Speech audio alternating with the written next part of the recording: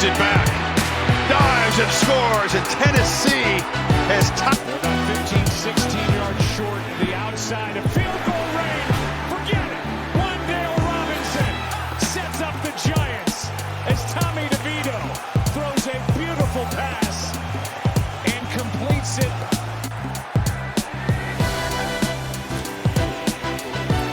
Here is Barkley. It's fourth down. Oh, Fat Randy. Got it. Tommy DeVito. Comeback drive. This is interesting to see. Daily Sports Podcast, News Network takes gambling. Yeah, I speak a little bit too fast. DeVito with the game-winning touchdown drive. Will Levis in South Florida with one of the most improbable comebacks in NFL history, certainly in the last 20 years or so, even longer. Here's the stat from the Miami-Tennessee game. Miami led. They led, I forget, 27-13 or something. First win by a team down 14 with under 3 to go since 2016. In the previous 767 attempts, it had happened 0 times.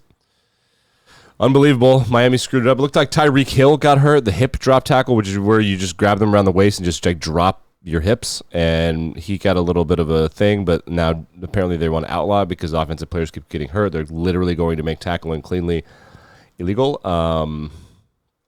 because what happens if all the fast people get hurt? Then no one will watch our dumb game. Okay, New York. Let's go to New York and see what's going on with DeVito. Here's his family in the stands. Look at them. They're doing the thing. And that guy right there in the hat, that guy's the agent, allegedly. For now, I would imagine he should not be the agent. DeVito's like actually going to be famous. They're all kissing and hugging. The mom is over here somewhere. Let's check out Tommy walking into the stadium, which was the best visual I think I may have ever seen.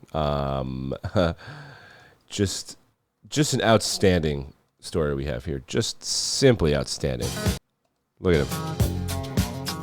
Going to work. Going to work, Ma. Ma, I'm going to work. Yeah. It's in Jersey, Ma. Shout out Tommy DeVito. Unbelievable. Played well, too. That shot to Wandale Robinson you saw, it was pretty crazy. I do think that almost the best case scenario for everybody happened last night. The Giants, of course, are playing them out of top draft position, which is frankly amazing. They really needed to lose that game. The Giants now sit at 8th in the NFL draft order. There are 2 other teams with the same record that are behind them. They could fall out of a top 10 pick here, which is, it's hilarious. I don't know how else to say it. It's hilarious.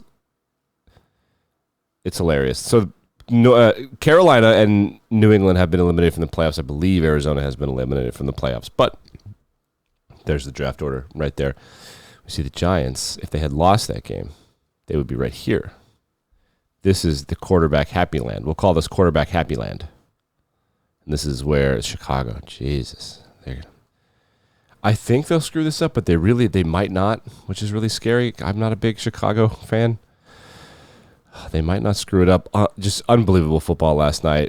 From watching the game, we did forget to mention the bananas fumble. Look, there's Tommy DeVito's agent. That's DeVito and his agent. That guy's like, he's being for real right now, and he needs to get on his horse and make this man some money because it's time to get sponsorships. It's time to get things going. It seems like he just has a friend, and he was like, I'll be your agent. I got the certification. Shit, I could do it. Now, it's like, all right, dude, this is like, you need to turn this into a few mil for me. And I think that in New York City, there are going to be a lot of people that are like, hey, Tommy.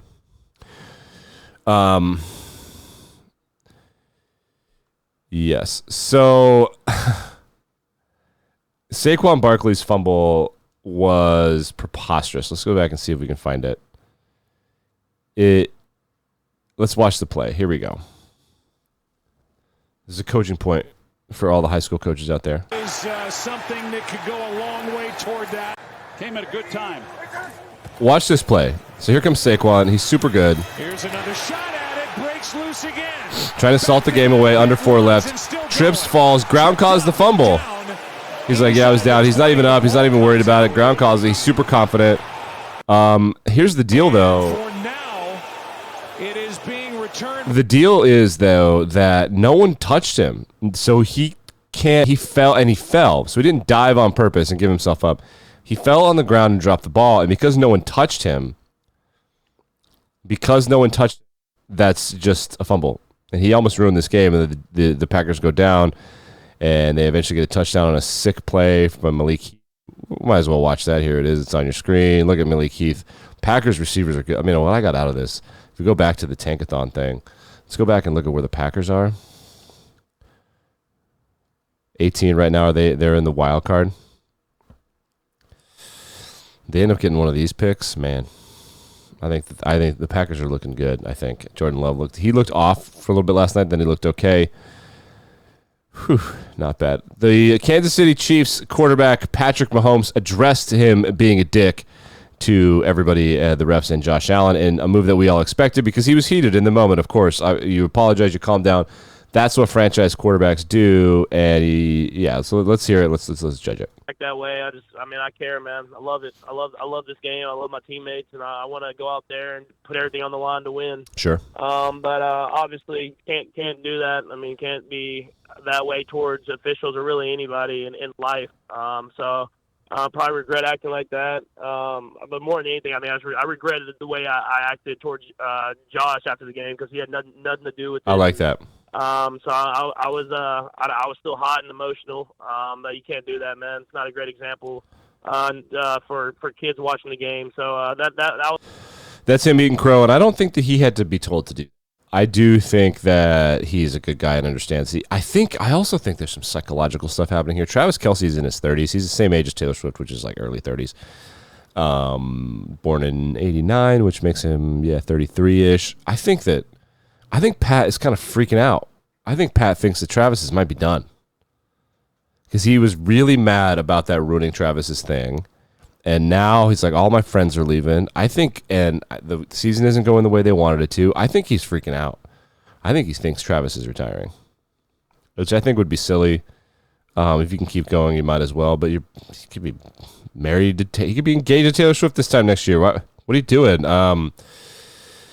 Start a family? I don't know. The early 30s are when these football players start to think about things. Tight ends play a really difficult position on your body. They're freak athletes. But I think Pat was like, I think he's a little worried. He's losing his friend to this new girlfriend. I don't think that's that big a deal, but I think so.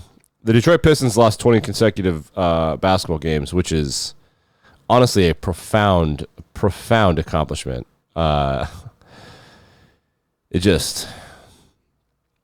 Unbelievable stuff. Also happening in the NBA, Zion Williamson is so fat. Remember, he went first overall to the New Orleans Pelicans. Here's Stephen A. Smith ranting about it. And he's fat. Ellie. It is shameful. You got chefs in New Orleans. I'm not exaggerating. I'm quoting people. You got chefs in New Orleans who love him. They're looking for him. Every chef there wants to meet him. All that because money. They know he'll show up to their restaurant. And eat it all. The word out on Zion Williamson is that he'll eat the table. I'm quoting. He'll eat the table. What in the hell is going on with Zion Williamson? If Zion Williamson, Ellie. It's addiction if it affects your ability to hold a job. He's got a little addiction problem. He does, and people don't want to talk about it. From the game last night, check out this clip. Christian Wilkins, really great football player from Clemson, that team that just destroyed everybody, doing a too slow to Derrick Henry. Let's watch him.